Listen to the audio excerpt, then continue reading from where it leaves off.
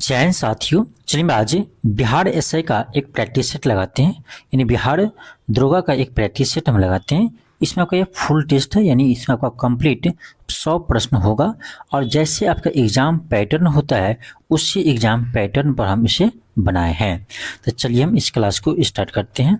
आपका देखिए question first है कि निम्नलिखित में से कौन सी एक महत्वपूर्ण हरित गैस है, यानी ग्रीन हाउस गैस कौन सा है। तो उसमें ग्रीन हाउस गैस बात करें तो आपका जो है कार्बन डाइऑक्साइड, ऑप्शन क्या होगा तो बी होगा। कार्बन डाइऑक्साइड क्या है, एक ग्रीन हाउस गैस है। इसके अलावा कहा जाए तब का जल वाष्प भी होता है, ठीक है, जल वाष्प होता है। और आपका मीथेन भी होते हैं, CH4 मीथेन होते हैं। और आपका तो ये सभी क्या है, ये सब आपका ग्रीन हाउस गैस है। क्या है, ग्रीन हाउस गैस है। और इसमें आपका CFC भी है, क्लोरोफ्लोरोकार्बन, ये भी ग्रीन हाउस गैस है। तो ऐसे बहुत सारे एग्जाम्पल है। आपका N2O, ये भी क्या है, ग्रीन हाउस गैस है। तो आपका ऑप्शन क्या होगा, बी होगा। चलिए हम आगे बढ़ते हैं। आपका अगला क्वेश्चन है कि निम्नलिखित में से कौन सा एक संरक्षित जीव मंडल का नाम है, यानी कौन सा एक संरक्षित जीव मंडल है। तो ये आपको जगह नंदा देवी, नंदा देवी ये आपका राष्ट्रीय उद्यान कहाँ है, तो ये है आपका उत्तराखंड में। नंदा देवी राष्ट्रीय उद्यान कहाँ है, उत्तराखंड में है। तो आपका ऑप्शन क्या होगा, ए होगा। इसका स्थापना जो है ये आपका 1982 में किया गया था, 1982 में किया गया था। चलिए हम आगे बढ़ते हैं। आपका अगला क्वेश्चन है, क्वेश्चन थर्ड है। क्वेश्चन का आपका लघु गणक का विकास किसने किया था। लघु गणक का विकास किसने किया था, ये क्या था आपका नेपियर ने। ऑप्शन क्या होगा, सी होगा, नेपियर ने किया था। आगे बढ़ते हैं। आपका अगला क्वेश्चन है, क्वेश्चन का आपका FPS पद्धति में द्रव्यमान की इकाई क्या होते हैं। द्रव्यमान की इकाई क्या होते हैं, तो इसमें कहते हैं पाउंड, क्या होते हैं, पाउंड होते हैं, ठीक है। आपका अगला क्वेश्चन है, कह न्यूटन के गति के कितने नियम हैं, ये तो सबको पता होगा। न्यूटन के 3 नियम हैं, ठीक है। आपका ऑप्शन सी होगा। न्यूटन का टोटल कितने नियम है, 3 नियम है।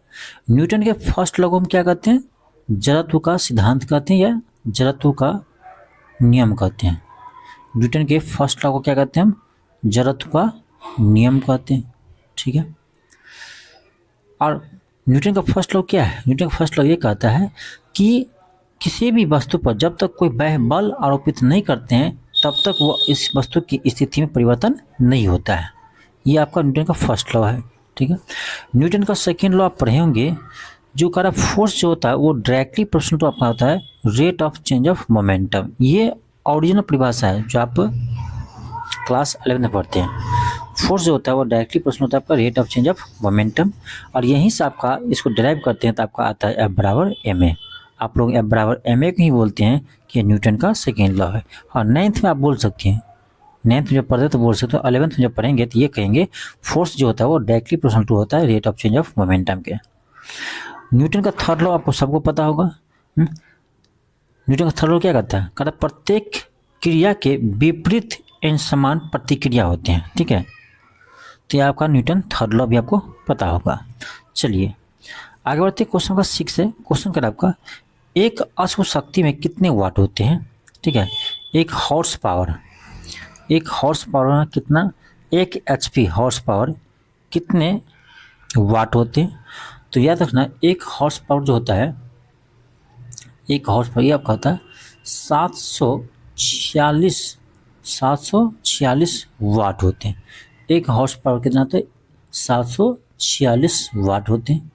इसे आप याद रखिएगा, ऑप्शन क्या होगा, ए होगा। आपका अगला क्वेश्चन है, क्वेश्चन आपका 7 है।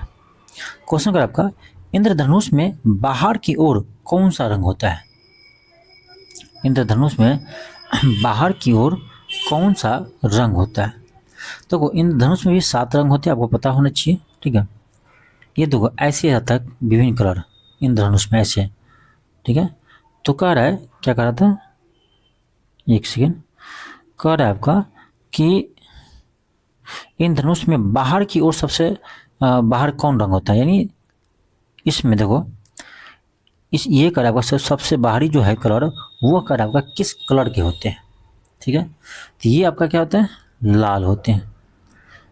आप देखो प्रिज्म में आप भी देखते हैं प्रिज्म में कि सबसे कम विचलन किसका होता है, लाल को होता है। तो जो सबसे बाहर है उसका सबसे कम मुड़ा हुआ देखो ना, जो सबसे अंदर होगा वो सबसे ज़्यादा मुड़ेगा, ठीक है। तो विचलन आपका सबसे कम इसमें भी किसका है, लाल का है। तो कह सकते हैं कि सबसे बाहर में कौन रहता है, लाल रहता है। ऐसे भी आप यदि देखे होंगे इंद्रधनुष को तो आप इसमें ऊपर की ओर आपको लाल ही दिखाई देगा, ठीक है। और सबसे अंदर पूछे सबसे ज़्यादा अंदर में कौन है, तो ये आपका होगा बैगनी।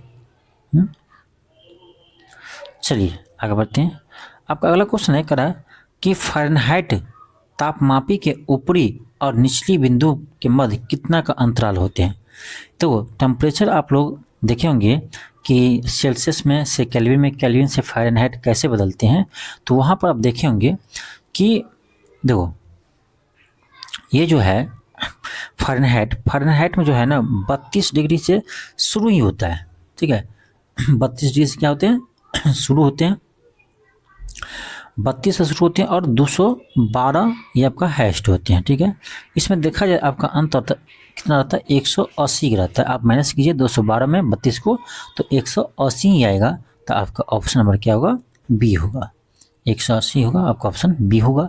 यहीं पर आपका इसी से एक फार्मूला आता है आपका कि C/100 बराबर F-32, चलो इसको बाद में लिखेंगे, K-273 बटे 100 बराबर F-32/180। यह एक ऐसा फार्मूला है, इसके थ्रू आप सेल्सियस से केल्विन में, केल्विन से फ़ारेनहाइट में, फ़ारेनहाइट से केल्विन में, फ़ारेनहाइट से सेल्सियस में बदल सकते हैं। बस इसी चीज़ को आप याद रखिए, ठीक है। और कोई भी फार्मूला आपको याद करने का ज़रूरत नहीं है, इसी से बन जाएगा। आपका अगला क्वेश्चन है कराएगा प्राश्रव्य तरंग, प्राश्रव्य ध्वनि किसे कहते हैं, क्या आवृत्ति होती है। देखो एक होते हैं श्रव्य तरंग, ठीक है, एक होता है अश्रव्य तरंग। तो अश्रव्य तरंग आपका होता है 20 कहाँ है आपका 2000 हर्ट्ज से कम को बोलते हैं हम अश्रव्य तरंग, जिसे हम लोग नहीं सुन सकते। अश्रव्य तरंग किसे बोलते हैं, तो वो होता है आपका 20,000 नहीं 20 हर्ट्ज से कम होता है, ठीक है। वो आपका होता है अश्रव्य तरंग।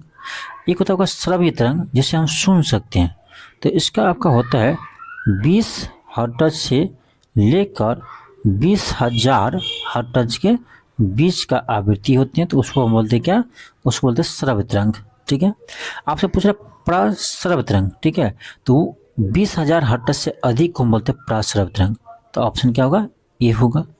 तो याद आपको तीनों रखना है, ठीक है। आपको यहाँ पर याद तीनों रखना है कि 20 हर्ट्ज से कम तो अश्रव्य तरंग, 20 हर्ट्ज से 20,000 हर्ट्ज के बीच में हो तो श्रव्य तरंग, और 20,000 से अधिक हो तो प्राश्रव्य तरंग, ठीक है, याद रहेगा। आपका अगला क्वेश्चन है, क्वेश्चन कर आपका रेडियोधर्मी पदार्थों को सुरक्षित रखने के लिए बने पात्र किसके बने होते हैं, यानी जिसमें रेडियो एक्टिव एलिमेंट रह सके कर वो किसके बने होते हैं। तो वो आपका लेड के बने होते हैं, यानी आयरन के बने होते हैं, ठीक है। ऑप्शन क्या होगा, डी होगा, ठीक है। चलिए आगे बढ़ते, आपका अगला क्वेश्चन है 11 करा सिरके में कौन सा अम्ल पाया जाता है। देखो सिरका में कौन सा अम्ल पाए जाते हैं, तो एसिटिक अम्ल। ये तो बहुत बड़ा क्वेश्चन पूछे हैं, एसिटिक अम्ल आपका सिरके में पाए जाते हैं। तो आपका ऑप्शन क्या होगा, तो बी होगा। एसिटिक अम्ल का सूत्र क्या होता है, तो याद रखना CH3COOH, ये जो सूत्र है ये आपका एसिटिक एसिड का सूत्र है, यानी इसको हम बोलते हैं एथेनोइक अम्ल भी कहते हैं।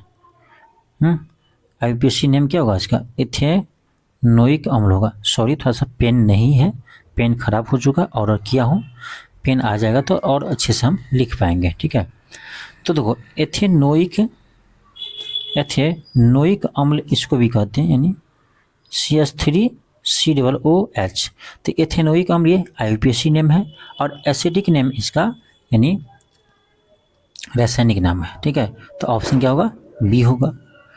आगे बढ़ते हैं, आपका अगला क्वेश्चन है, क्वेश्चन कर आपका कि निम्नलिखित में से कौन सा पदार्थ जल में घुलने पर विद्युत का चालन नहीं करता है।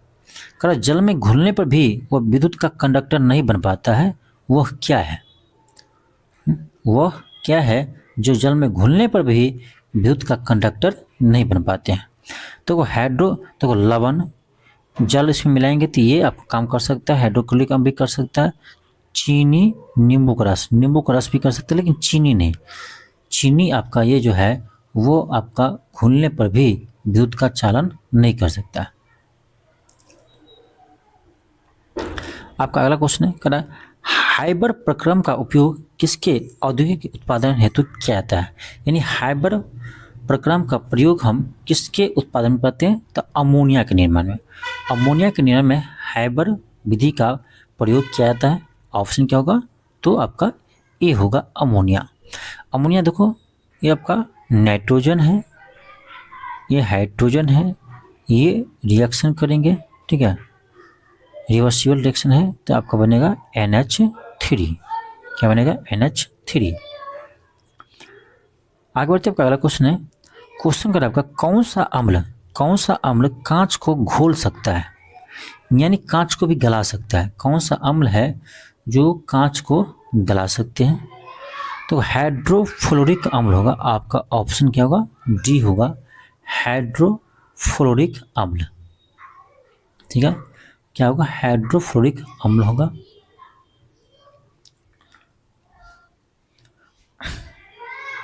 आपका अगला क्वेश्चन है, क्वेश्चन कर आपका ब्रह्मांड में शाब्दिक पाए जाने वाला तत्व कौन सा है? ये तो आपको पता ही होगा, सबसे अधिक तत्व कौन से पाए जाते हैं? तो ये आपका कर ब्रह्मांड में, यानी ये नहीं कर आपको वायुमंडल में आपसे नहीं पूछ रहा है, पूरा विश्व में पूछ रहा है। ठीक है, इसमें थल भी आएगा, जल भी आएगा और पवन हवा भी आएगा। उन सभी में आपको देखना है कि सबसे अधिक कौन सा तत्व पाए जाते हैं। तो ये आपको हो जाएगा हाइड्रोजन। क्या होगा? हाइड्रोजन होगा, न कि नाइट्रोजन होगा। नाइट्रोजन कब होता है? जब आपको वायुमंडल में पूछते हैं कि वायुमंडल में कौन सा तत्व सबसे अधिक पाए जाते हैं, तब होता है आपका क्या? तब होता है आपका नाइट्रोजन। ठीक है,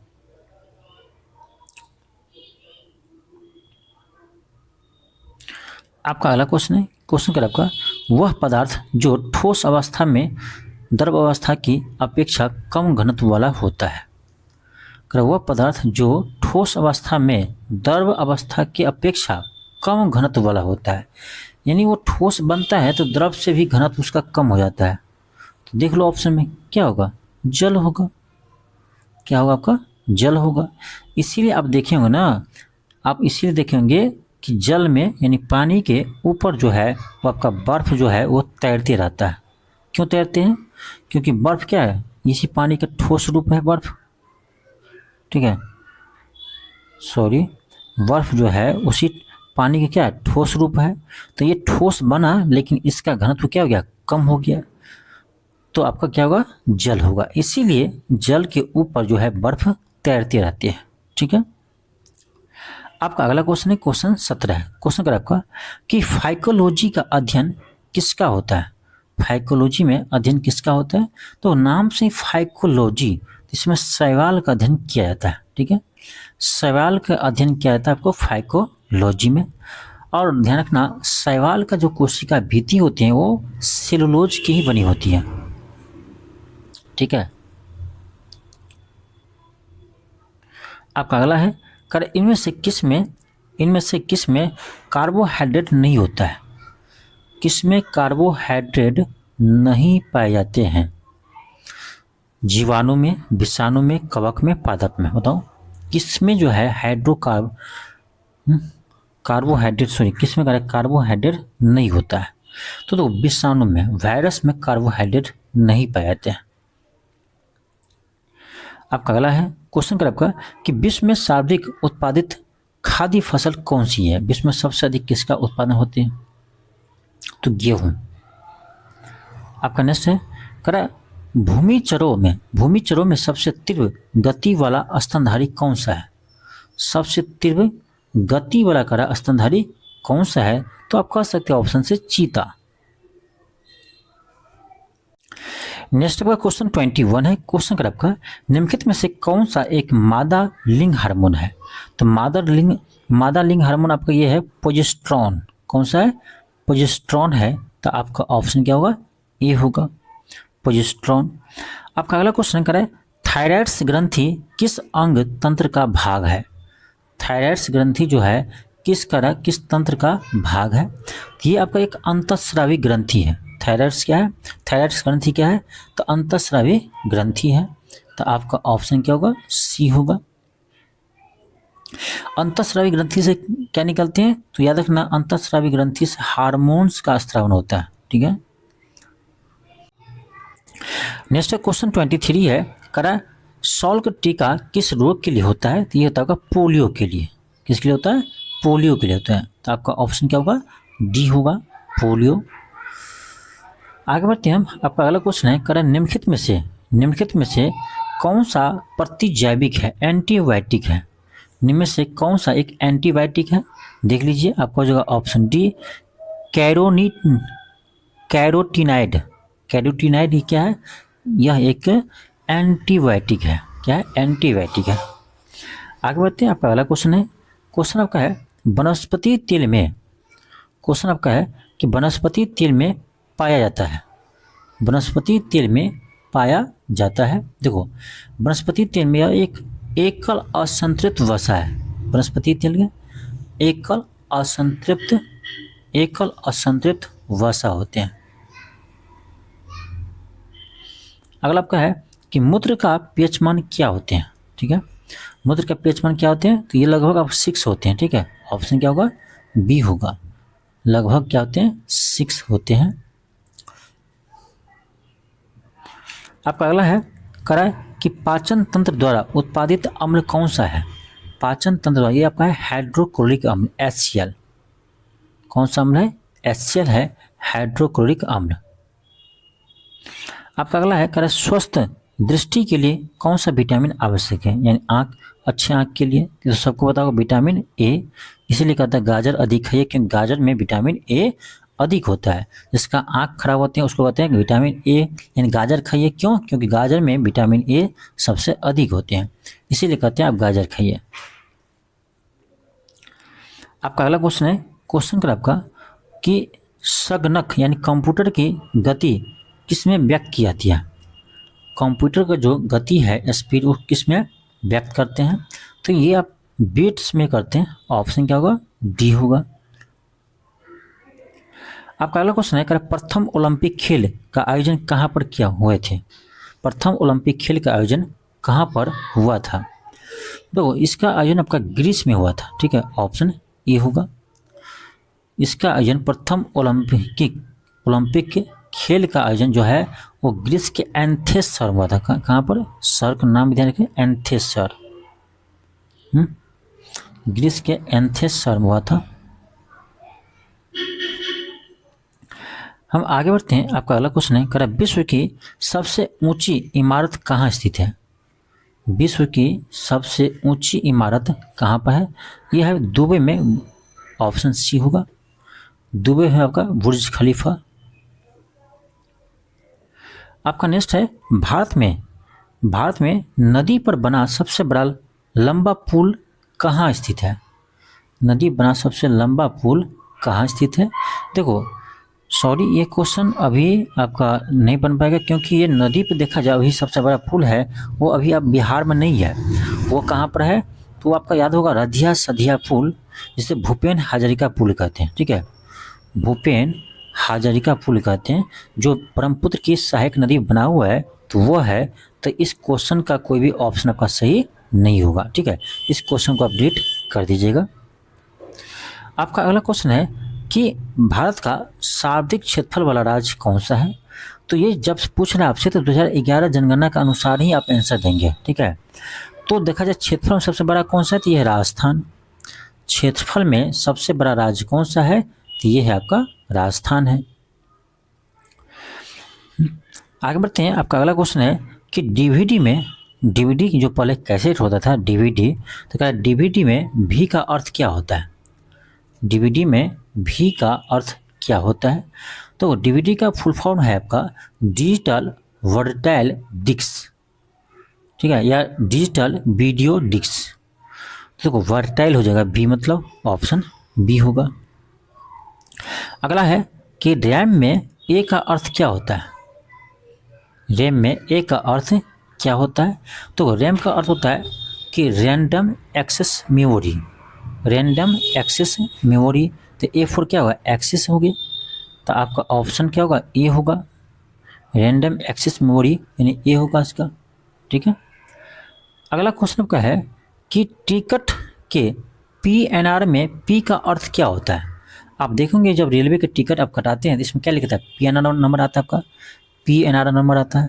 तो इसमें क्या कर रहा है? इसमें पी का मतलब क्या होता है? तो पीएनआर का फुल फॉर्म होता है, आपका ध्यान रखना, पैसेंजर नेम रिकॉर्ड। पी से पैसेंजर, एन से नेम, आर से रिकॉर्ड।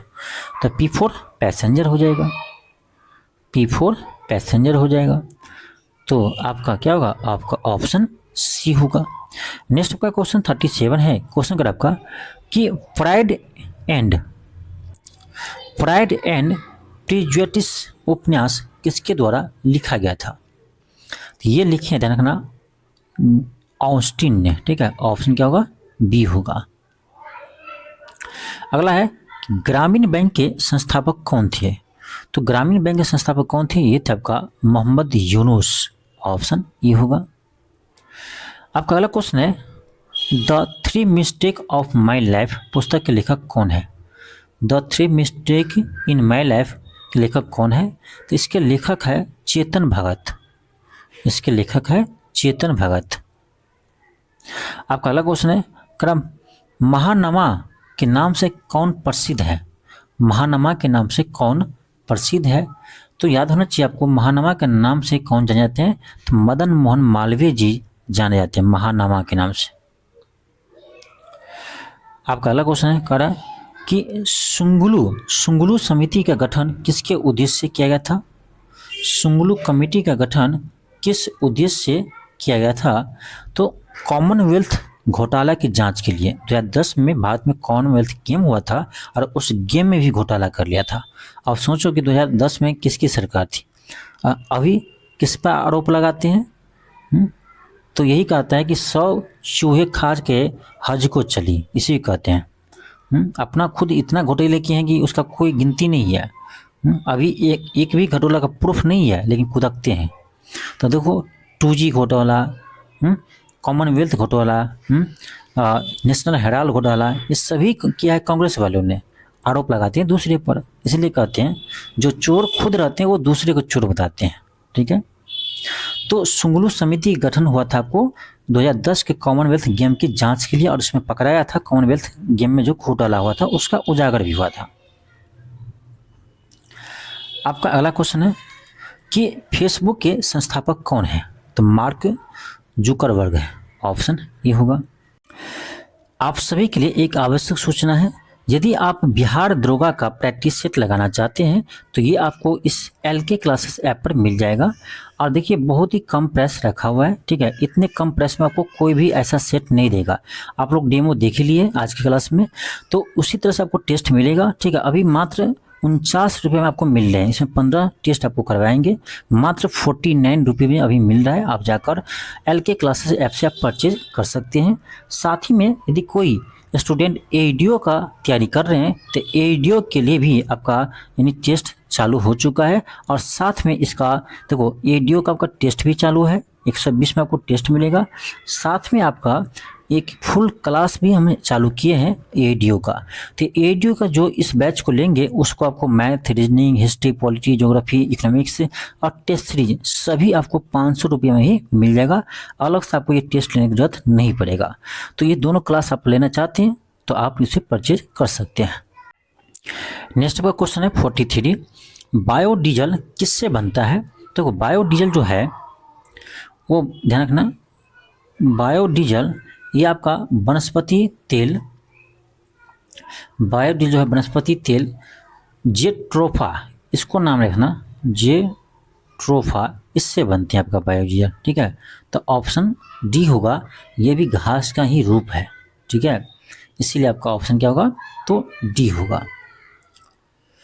आपका अगला क्वेश्चन है करे कि नियाग्रा फॉल्स यानी नियाग्रा जलप्रपात कहाँ स्थित है। नियाग्रा जलप्रपात कहाँ है? ये आपका अमेरिका में, ऑप्शन डी होगा। आपका अगला क्वेश्चन है भारतीय वायुसेना का आदर्श वाक्य क्या है। भारतीय वायुसेना का आदर्श वाक्य क्या है? ये आपका touching the sky with glory, option क्या होगा? ए होगा। आपका अगला है करें कि निम्नलिखित में से कौन सा देश ब्रिक्स राष्ट्र का सदस्य नहीं है, यानी ब्रिक्स का सदस्य कौन सा नहीं है। ब्रिक्स का सदस्य देखो ब्राज़ील तो है ही, ब्रिक्स में रूस भी है, ब्रिक्स में आपका चीन भी है, लेकिन ब्रिटेन नहीं है। ब्रिटेन इसका सदस्य नहीं है, याद रखना, ब्रिक्स का सदस्य ब्रिटेन नहीं है। हम आगे बढ़ते हैं। आपका अगला क्वेश्चन है करा भारत का राष्ट्रीय वृक्ष क्या है। भारत का राष्ट्रीय वृक्ष क्या है? तो ये है आपका बरगद, ऑप्शन क्या होगा? बी होगा। नेक्स्ट क्वेश्चन आपका है, क्वेश्चन करें कि भारत के राष्ट्रीय चिन्ह में कितने शेर है। भारत के राष्ट्रीय चिन्ह में कितने शेर है? तो आप गौर से देखिएगा तो इसमें आपको ना 4 शेर आपको दिखाई देगा। भारत के राष्ट्रीय चिन्ह में कितने शेर है? तो 4 शेर है, ठीक है। और राष्ट्रीय चिन्ह को भारत सरकार ने कब अपनाया है? तो याद रखना 26 जनवरी 1950 को इसे भारत सरकार ने अपनाया है।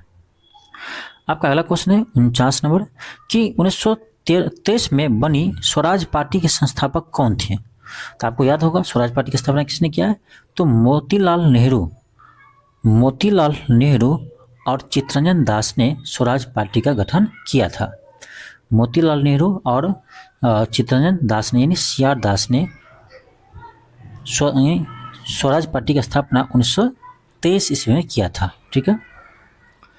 आपका अगला क्वेश्चन है किसने 1932 में पाकिस्तान नाम दिया था। किसने 1932 में पाकिस्तान नाम दिया था? तो याद रखना ये दिया था आपका चौधरी रहमत अली ने सर्वप्रथम पाकिस्तान शब्द दिया था 1932 में। आपका अगला क्वेश्चन है क्वेश्चन 51 है। क्वेश्चन आपका इंदिरा गांधी द्वारा राष्ट्रीय आपातकाल की घोषणा कब की गई थी। तो 1975 में क्या था? 25 जून 1975 को। क्यों किया था ये आपको आधा लोग को मालूम नहीं है कि ये इमरजेंसी क्यों लगाया था। तो इमरजेंसी उसको इसलिए लगाया था, आज हम सच्चाई बताते हैं, क्योंकि इलाहाबाद हाईकोर्ट ने उनके चुनाव को ही रद्द कर दिया था। वो इंदिरा गांधी गलत तरीके से चुनाव जीती थी, जिसके इलाहाबाद हाईकोर्ट ने उसे रद्द कर दिया। तो ये मामला गया था सुप्रीम कोर्ट में, उससे पहले ही आपातकाल लागू करके वो अपना सीट बचा लिया, ठीक है। और वो आज ज्ञान देते हैं दूसरे को। जितना दुरुपयोग संविधान का ये कांग्रेस वालों ने किया है उतना कोई नहीं किया। लेकिन कुछ लोग अंधा है, उसको अंधा की तरह मानते हैं। तो आज यही बीजेपी सही काम करते हैं तो उसको दर्द होता है। आजकल 25 जून को यानी संविधान हत्या दिवस घोषित किया तो उसको दर्द हो रहा है, तो हत्या करते समय दर्द नहीं हो रहा था। ठीक है, जो सच्चाई है उसको मानिए, किसी का अंधापन नहीं बनिए कि वो जो कह रहा है वही सही है, ठीक है।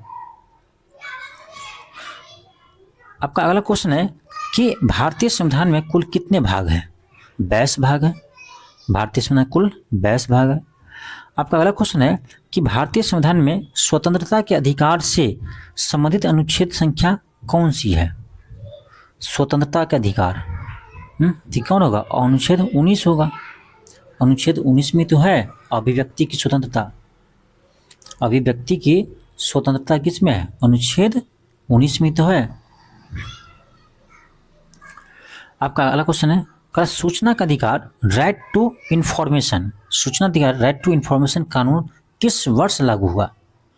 राइट टू इंफॉर्मेशन कानून जो है वो किस वर्ष लागू हुआ? ये आपका 2005 में लागू हुआ है। ऑप्शन क्या होगा? ऑप्शन ए होगा। आपका अगला क्वेश्चन है क्वेश्चन कर आपका भारतीय संसद के संयुक्त अधिवेशन की अध्यक्षता कौन करता है? ठीक है, भारतीय संसद के संयुक्त अधिवेशन का अध्यक्षता जो है वह करते हैं आपका लोकसभा के अध्यक्ष। लेकिन आपसे पूछे कि संयुक्त अधिवेशन बुलाता कौन है, तो बुलाने का कार्य है राष्ट्रपति जी का, ठीक है। तो ध्यान रखना संयुक्त अधिवेशन आपसे पूछे कि संयुक्त अधिवेशन के लिए कौन बुलाते हैं, तो राष्ट्रपति बुलाते हैं। इसका अध्यक्षता कौन करता है, तो लोकसभा का स्पीकर करते हैं। ठीक है, लोकसभा का स्पीकर करते हैं।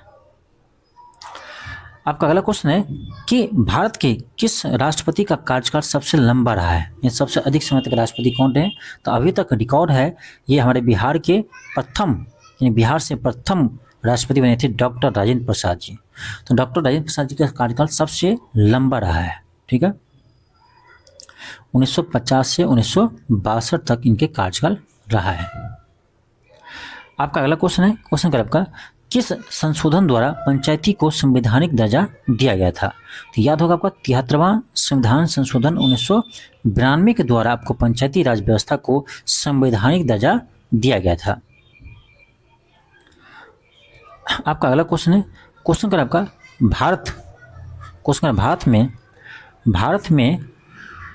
भारत में नमक का सर्वाधिक उत्पादन कौन सा राज्य करता है। भारत में नमक का उत्पादन सबसे अधिक किस राज्य में होता है, तो भारत में देखा जाए सबसे अधिक नमक का उत्पादन मेरे विचार में गुजरात में होता है। कहाँ होता है, गुजरात में। ऑप्शन क्या होगा, डी होगा। आपका अगला क्वेश्चन है, भारत का सबसे बड़ा उत्पादक और निर्यातक, भारत का सबसे बड़ा उत्पादक और निर्यातक है, यानी किसका सबसे अधिक उत्पादन होता है, किसका सबसे अधिक निर्यात भी होता है। तो माइका, अबरक का हम लोग सबसे अधिक निर्यात करते हैं क्योंकि सबसे अधिक उत्पादन भी भारत ही करते हैं।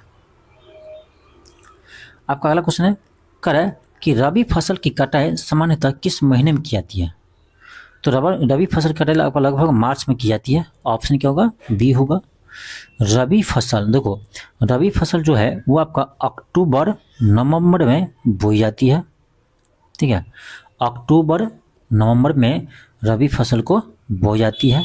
ठीक है, जबकि इसको कटाई जो करते हैं वो फरवरी से मार्च में करते हैं। ठीक है, फरवरी से मार्च के बीच में इसके कटाई की जाती है। ठीक है, आपका अगला क्वेश्चन है, मणिपुर की राजधानी कहाँ है, ये तो सबको पता होगा, इतना इजी क्वेश्चन तो गलत आपसे नहीं होगा। मणिपुर की राजधानी कहाँ है, इम्फाल है। आपका अगला क्वेश्चन है, किसे नवाबों का शहर कहा जाता है, किसे नवाबों का शहर कहा जाता है, तो लखनऊ को नवाबों को शहर कहते हैं। अगला है कि सारनाथ का स्तूप कहाँ पर स्थित है, सारनाथ का स्तूप जो है वह कहाँ स्थित है, यह आपका वाराणसी में। नेक्स्ट आपका जनजाति समूह में मुंडा मुख्यतः कहाँ निवास करते हैं, मुंडा जनजाति कहाँ पर है, तो आप ऑप्शन चुन सकते हैं, कहाँ होगा, झारखंड में। आपका नेक्स्ट क्वेश्चन है, क्वेश्चन आपका 65 है, कि हो ची मिन्ह सिटी को पहले क्या कहा जाता था, हो ची मिन्ह सिटी को पहले किस नाम से जानते थे, तो साइगॉन नाम से जानते थे। आपका ऑप्शन क्या होगा, ये होगा। आपका नेक्स्ट क्वेश्चन है, भारतीय मानक समय रेखा ग्रीनविच समय से कितना आगे है, तो ये आपको याद होगा 5.5 घंटे आगे है। ठीक है, कितना है, 5.5 घंटा आगे है। और भारत का मानक समय रेखा कितना है, तो 82.5 डिग्री पूर्वी देशांतर है, 82.5 डिग्री पूर्वी देशांतर है। आपको पता होगा जैसे जैसे हम पूर्व की ओर जाएंगे समय बढ़ेगा, जैसे जैसे पश्चिम की ओर जाएंगे समय घटेगा। आपका अगला क्वेश्चन है कि फिनलैंड की संसद को क्या कहते हैं, फिनलैंड की संसद को हम क्या कहते हैं, इसका आपका ऑप्शन सी होगा, एंडोसंकुता। ठीक है, नाम थोड़ा सा अटपटांग है, याद रखना। ऑप्शन क्या होगा, सी होगा।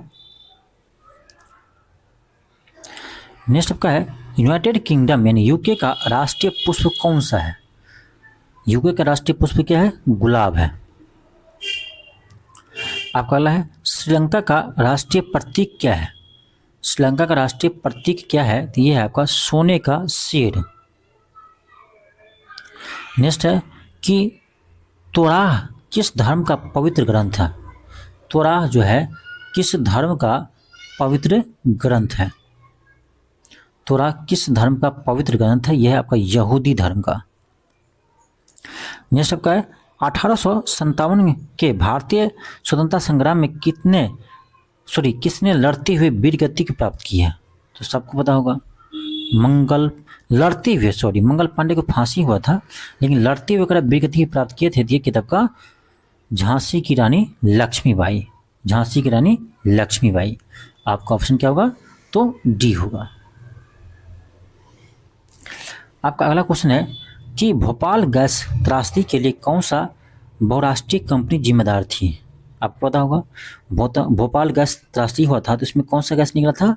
Methyl isocyanate gas. याद होगा आपका, ठीक है। ये तो आपको याद ही होगा क्योंकि बहुत बार ये क्वेश्चन पूछ चुका है आपके एग्जाम में, ठीक है। ये क्वेश्चन आपको बहुत बार आपके एग्जाम में पूछा हुआ है। तो ये था आपका यूनियन कार्बाइड, ठीक है। यूनियन कार्बाइड ये कंपनी का नाम था। यूनियन कार्बाइड ये आपका कंपनी का नाम था। ऑप्शन क्या होगा? ए होगा। ये घटना कब हुआ था? तो ये आपका हुआ था 1984 में। 1984 में आपका ये घटना हुआ था, ठीक है। मिथाइल आइसोसाइनेट गैस का रिसाव हुआ था। आपका अगला क्वेश्चन है, क्वेश्चन अगर आपका कि गांधी के द्वारा निम्नलिखित में से कौन सा समाचार पत्र प्रारंभ किया गया था? तो ये आपको याद होगा यंग इंडिया।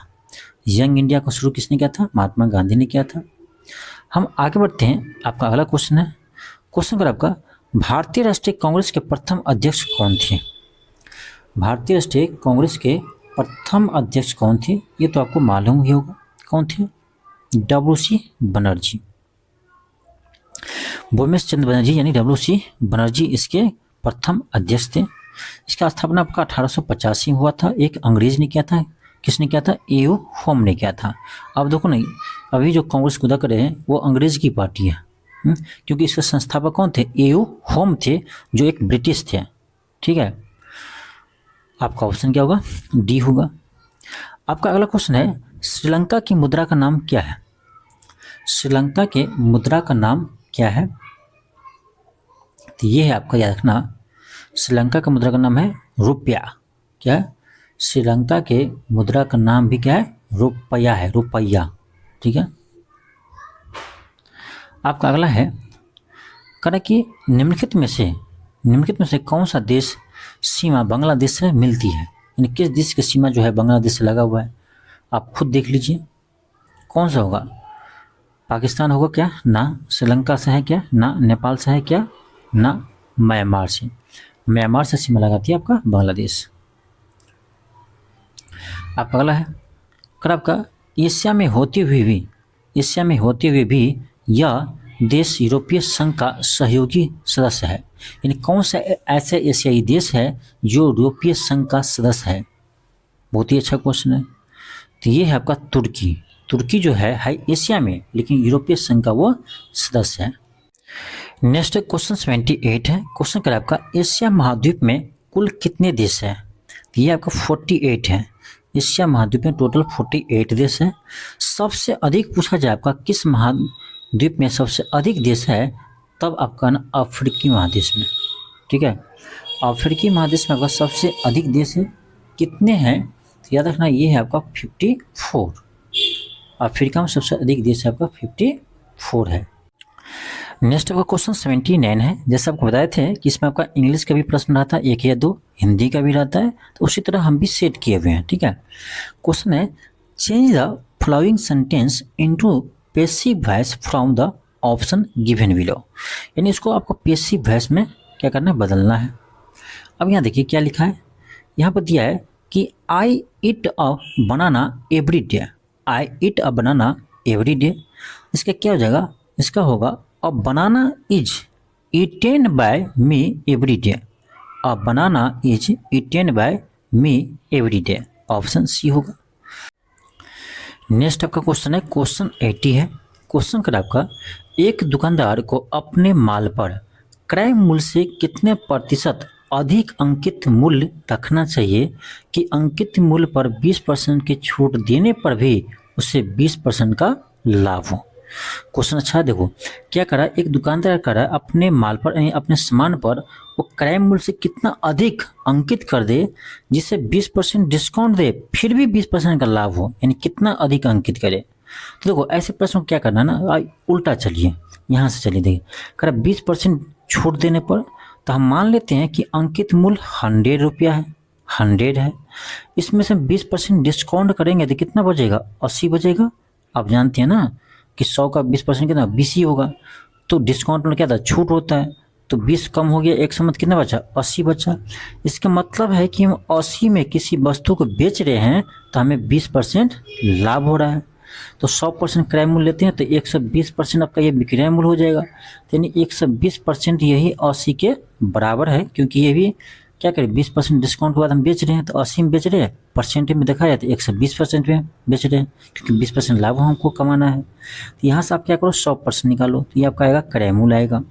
तो 100% निकालेंगे कैसे, तो 80/120 हो जाएगा, और गुण्य आप 100 कर दीजिए, यहाँ से 100% आ जाएगा, 0 0 कट जाएगा, इसको आप काटिएगा तो वो 4 से 4 दिया 12, 4 दूनी 8, यहाँ आपका आ जाएगा 200/3 आएगा। कितना आएगा, 200/3। ये क्या है, ये 100% यानी ये क्रय मूल्य है, ठीक है। तो वस्तु वो कितना में खरीदा था, क्रय मूल्य क्या था, तो 200/3 क्रय मूल्य है।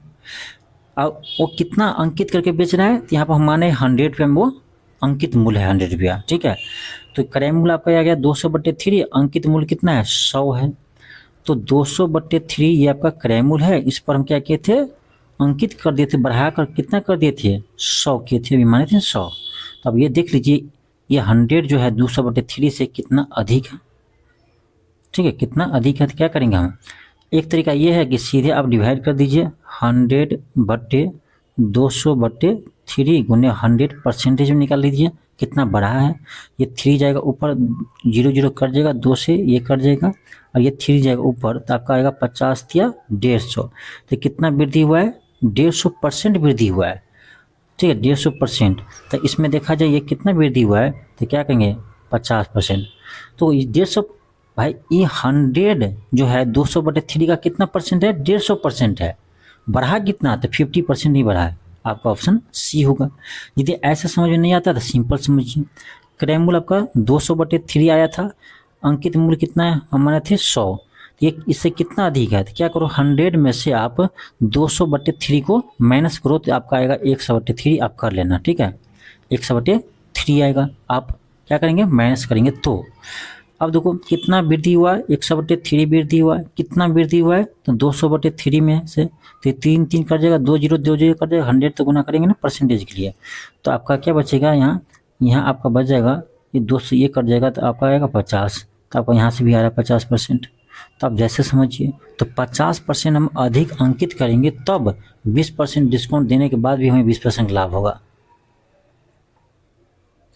आपका अगला क्वेश्चन है, आपका ये हिंदी के प्रश्न है, एक क्वेश्चन आता है हिंदी का कि वधावगम शब्द का सही संधि विच्छेद कौन सा है, ठीक है, इसका करा का कि सही संधि विच्छेद कौन सा है। तो इसका आपका जो ऑप्शन बी, वधु प्लस आगम, क्या होगा, वधु प्लस आगम होगा। आपका अगला क्वेश्चन है, कराए एक किस स्थान के लिए 4 अंकों की संख्या इतना जो है 11 से विभाज्य हो जाएगा। अब देखो ये आपको 4 अंक की संख्या दिया है, 6A25, एक जगह कौन सा संख्या दे कि वो 11 से पूरी तरह से विभाज्य हो जाए, यानी उसमें भाग लग जाए। तो 11 से विभाज्य होने का एक रूल होता है, क्या बता आपको, अल्टरनेट डिजिट को क्या कीजिए, ऐड कीजिए, और बाकी अल्टरनेट डिजिट को ऐड करके उसको माइनस कर दिए, बराबर 0 आना चाहिए या 11 से विभाज्य होना चाहिए। देखो तो 6 के बाद अल्टरनेट करेंगे तो क्या आएगा, 2 आएगा, तो 6 प्लस क्या आएगा, 2 आएगा, इसमें माइनस हम करेंगे, 6 + 2 आएगा, ठीक है। इसका अल्टरनेट क्या आएगा, हाँ ये है, 1 के बाद 2, 2 के बाद 5 है, तो यहाँ अल्टरनेट हम a + 5 करेंगे। ये आपको आना चाहिए 0 या 11 के मल्टीपल। इतना समझ लीजिए कि 11 से विभाज्य है या नहीं, इसको पता करने के लिए क्या करते हैं कि अल्टरनेट वर्ड जो आएगा उसको ऐड कीजिए और उसमें से माइनस कीजिए, बराबर 0 होगा या 11 से विभाज्य होगा वो संख्या। तो हम यहाँ 0 किए हैं, तो क्या आपका 6 2 8 माइनस a माइनस 5 बराबर 0। यहाँ से आप क्या करेंगे, 8 में से 5 गया तो 3 बचेगा, इस साइड जगह तो 3 आएगा, तो एक मान यहाँ से कितना आ रहा है, 3 आ रहा है। एक जगह आप 3 रख दो, देखो 11 से विभाज्य हो जाएगा। अब भाग करके देखना कभी। नेक्स्ट है क्वेश्चन आपका 83 है। क्वेश्चन कर आपका, यदि एक व्यक्ति एक वस्तु को 25% लाभ से बेचता है, एक व्यक्ति एक वस्तु को 25% लाभ से बेचता है, यदि वह उसे 25% कम पर खरीदता और 10 रुपया कम पर बेचता तो उसे 50% का लाभ होता, तो वस्तु का क्रय मूल्य क्या होगा।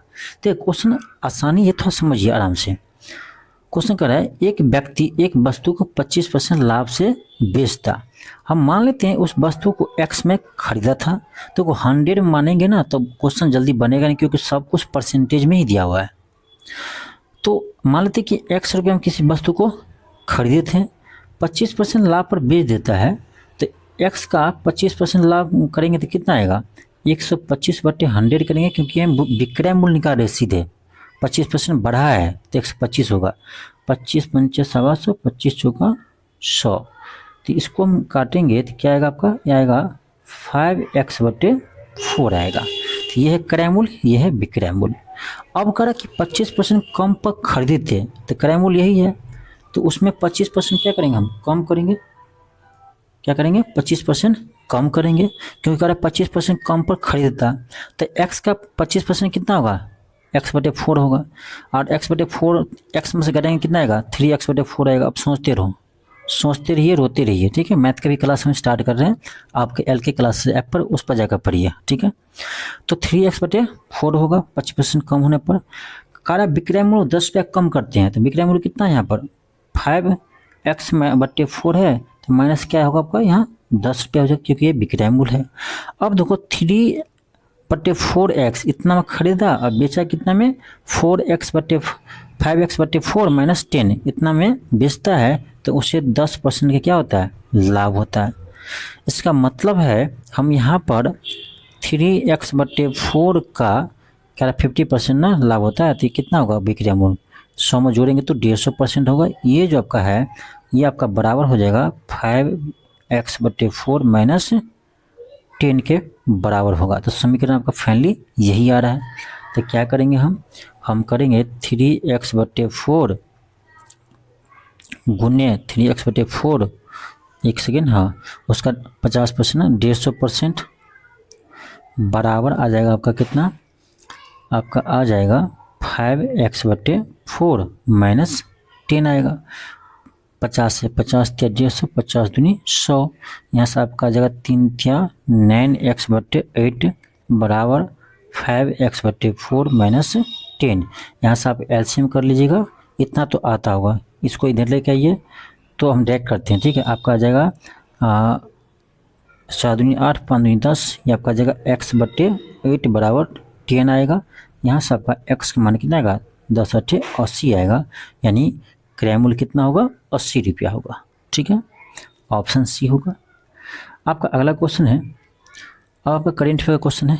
क्वेश्चन कर आपका कि राज्य खाद्य सुरक्षा सूचकांक 2023 के अनुसार सर्वश्रेष्ठ प्रदर्शन करने वाला राज्य कौन सा है।